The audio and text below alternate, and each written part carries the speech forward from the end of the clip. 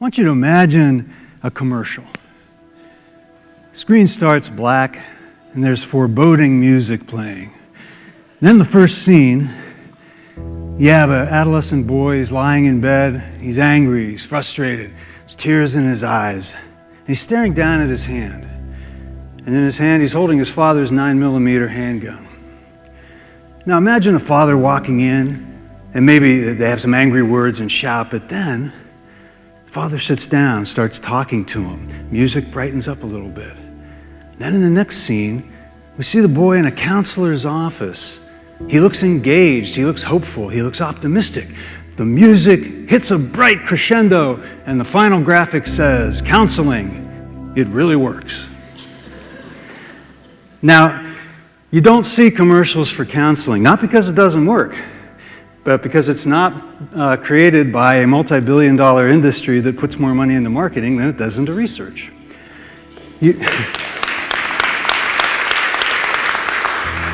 You do see commercial after commercial for psychotropic medications that don't work that well because they are made by multi-billion-dollar corporations that put more money into marketing than they do into research. This discrepancy is about money and power. It's not about what works. Now to the mysterious death of a billionaire couple found hanging inside their mansion. Police are calling the death of pharmaceutical tycoon Barry Sherman and his wife Honey suspicious, saying both were strangled. Barry Sherman, he's chairman of the pharmaceutical company Apotex, was found dead Friday in his Toronto area mansion along with his wife. Barry and Honey Sherman were one of the world's wealthiest couples, worth $3.2 billion, thanks to their pharmaceutical empire. We started Apotex in 1974, almost 40 years ago. Known for giving tens of millions of dollars to charitable causes. But because his company made cheap, generic drugs, Sherman had plenty of rivals. We're Apotex. We're in your corner. On what has become a homicide investigation that is garnering worldwide attention. It makes and exports generic versions of brand name medicines, often putting him at odds with other drug makers. I have come to believe that the answers are not in the medical journals, but in the leadership journals.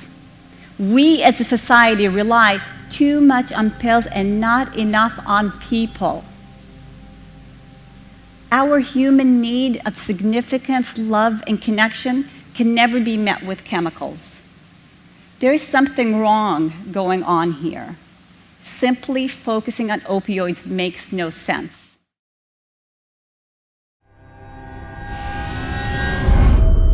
Okay, so there's something that I would like to show you.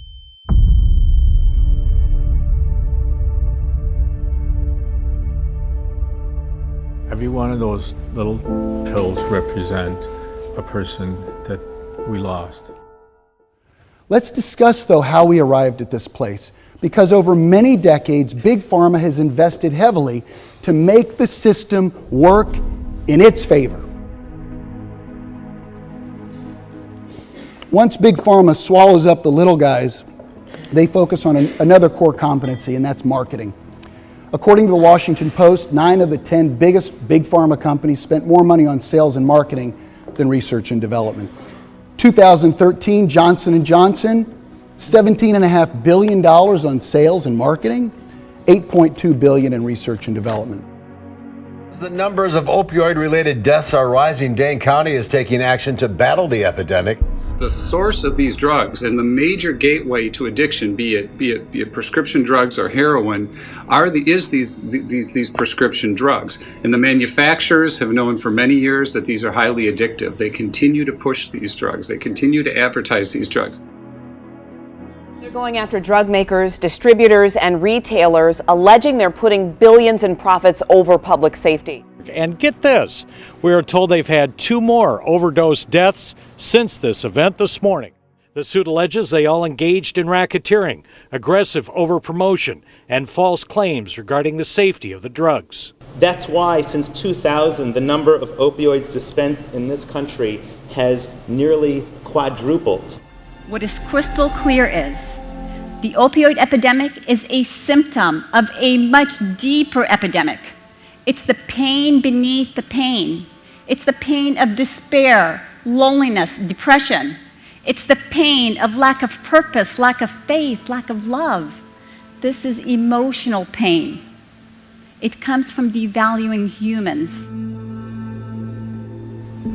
All of these actions, the way Big Pharma prices drugs and the way they conduct business, demonstrate a priority of profits before patients.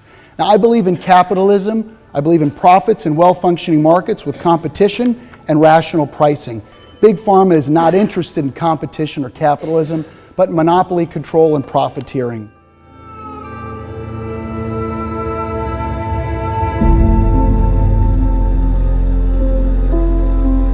Taking all those things into consideration, according to the statistics, there's a silent hurricane going on in our state that has hit us. And it's getting worse, and it hits us every year. It's called the opioid crisis. And you don't read about it much because the news tends to focus on other things. 2 years ago, I found out that our prescription drugs are the third leading cause of death after heart disease and cancer. Our drugs kill around 200,000 people in America every year, and half of these people die while they do what their doctors told them. But just to look at the statistics, you will see that it is quite alarming. In the last 3 years in South Carolina, opioid-related overdose deaths have outpaced homicides and drunk driving deaths by nearly double. For the last decade, we have been in the midst of the worst drug epidemic in American history, worse than the heroin epidemic of the 70s, the AIDS epidemic of the 80s, and the crack cocaine epidemic of the 90s. I'm speaking about the opioid or prescription painkiller epidemic. In communities across the nation and here at home, the opioid epidemic is tearing families apart. It's taking parents from children and children from parents. For the first time ever, drug overdoses are the #1 cause of death in Americans under 50. Under 50, you're in your prime. And by the time I'm done speaking today, 1 person will have died. Much of what the drug industry does fulfills the criteria for organized crime in US law. And they behave in many ways like the mafia does. They corrupt everyone they can corrupt. They have bought every type of person, even including ministers of health in some countries. I should say I'm going to miss both of them dearly. Today, Ontario's health minister somber in recalling his time working alongside Barry Sherman and his wife, Honey. There's an active police investigation. What I will say is that they were lovely, caring individuals. I have a pretty colorful collection of things people have called me during all these years. And sometimes journalists have asked me, why do you always look up controversy? And my reply is, I don't. Controversy looks me up. Because it's not popular to tell the truth in healthcare. You will get a lot of enemies. Because a lot of people make money on false premises. Doctors and industry alike. Scottish philosopher Adam Smith warned about this behavior hundreds of years ago when he wrote The Wealth of Nations. He wrote, quote, "To widen the market and to narrow the competition is always the interest of the dealers, which is an order of men whose interest is never exactly the same with that of the public, who have generally an interest to deceive and even oppress the public, and who accordingly have, on many occasions, both deceived it and oppressed it." Addiction means to be enslaved to. You're under the influence of a drug that causes you not to have the ability to care. Research shows that the neural pathways of the brain begin to change. We must begin to understand addiction as a brain illness and not a mental illness which stigmatizes the disease, just like we don't stigmatize cancer. And furthermore, addiction in itself is not a criminal act. The same cannot be said for those pharmaceutical companies that misled everyone that their drugs were safe. He fought for what he really thought was right, and provide generic drugs that made it possible for those that weren't on drug plans to get the drugs that they needed for the ailments that they suffered. This is not a new message. It's a message that's not getting any airtime. The father of late actor Heath Ledger says prescription drug abuse is spiralling out of control. The Hollywood star died from an accidental overdose at 28 years old. His father, Kim, says the misuse of medication is a public health epidemic. There's been conjecture that in Heath's role as the Joker in The Dark Knight, it's simple. Kill the Batman.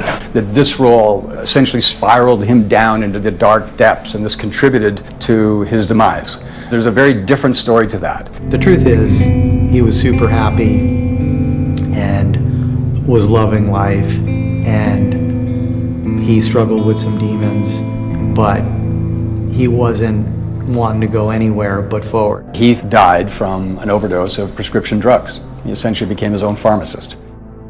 It's just something that's not really been spoken about, and it really needs to be. And back in the 90s, we pharmacists, myself included, were filling OxyContin and Vicodin pills like candy, without any red flags. It was the norm.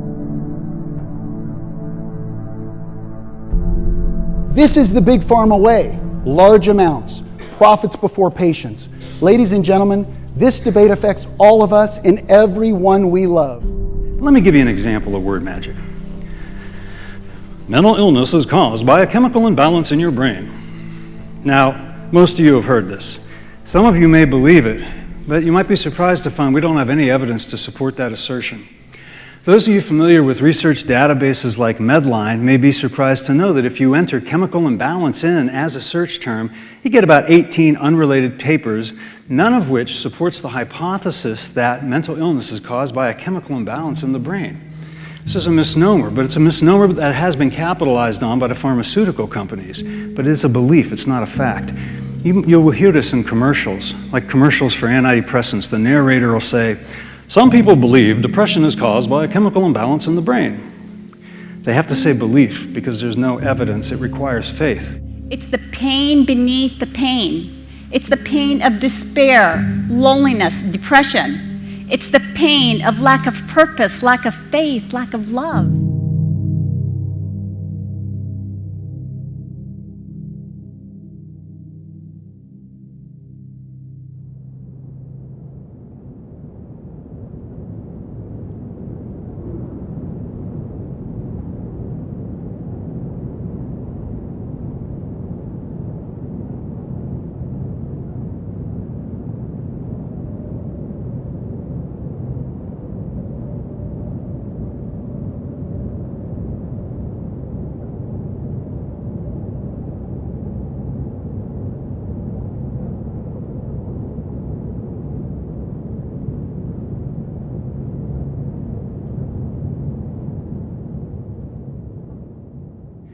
Now, I'm giving this talk today because I've been shaken to the core by the violence in our society.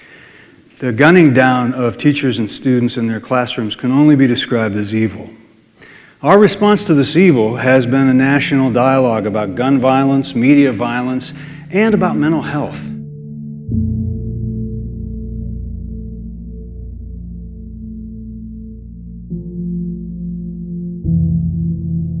But where mental health is concerned, there's a problem. The public doesn't know what mental health professionals like me do know.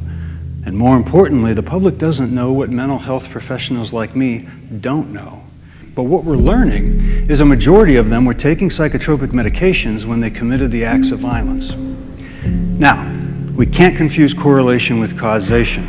Just because someone was taking a psychotropic medication when they committed an act of violence in no way means the medication caused the violence. Most people know that. What most people don't know is if someone's taking a psychotropic medication, especially a child or an adolescent, we have no clue if anything therapeutic is happening. Let me give you another example of word magic, a little variation. Psychotropic medication corrects a chemical imbalance in your brain. Now, the brain's the most complex thing we know of. And right now, we have no idea what balanced brain chemistry would look like. So we can't say what unbalanced brain chemistry is. We do know you can intervene chemically, and some but not all clients will have improvement. That in no way means the chemicals affected by the intervention were somehow unbalanced to begin with, any more than if you smoke a joint and feel better, it means you have a cannabinoid imbalance. The logic doesn't follow. But it's this kind of illogic that sells a lot of medications, and this is why more and more Americans, and especially children, are being placed on psychotropic medications they have no business being on.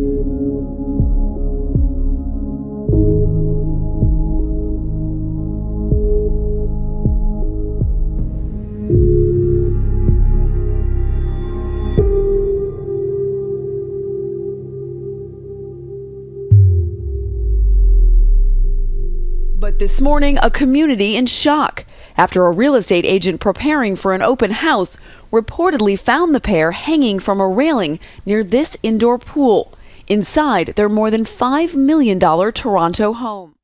According to friends of the couple, they were both eagerly awaiting a trip to Florida. Honey Sherman had recently sent an email saying, "I am coming south Monday, December 18th to Friday, January 12th. And so what would make you think then that it's someone that would know the couple? Well, maybe not personally. I mean, someone could have been sent there. I'm only suggesting that whoever is driving this crime has some sort of relationship with one or both of them, because this is not the type of homicide that occurs because somebody breaks in your house. But this didn't happen just because somebody is upset. This happened for a reason. This is sort of a payback on something that occurred. I mean, if you look at the type of homicide that's occurred, and what's been described, at least in the media, is that these bodies were actually sort of displayed, hanging. Now, that sets up a whole different dynamic of what the bad guy is trying to tell the rest of us as to why they were killed, and to actually make sort of a statement about it. A more modern group of philosophers, one of my favorites, Depeche Mode, also wrote about this kind of greed. They said the grabbing hands grab all they can, all for themselves. After all, the grabbing hands grab all they can, because everything counts in large amounts. This is the big pharma way: large amounts, profits before patience.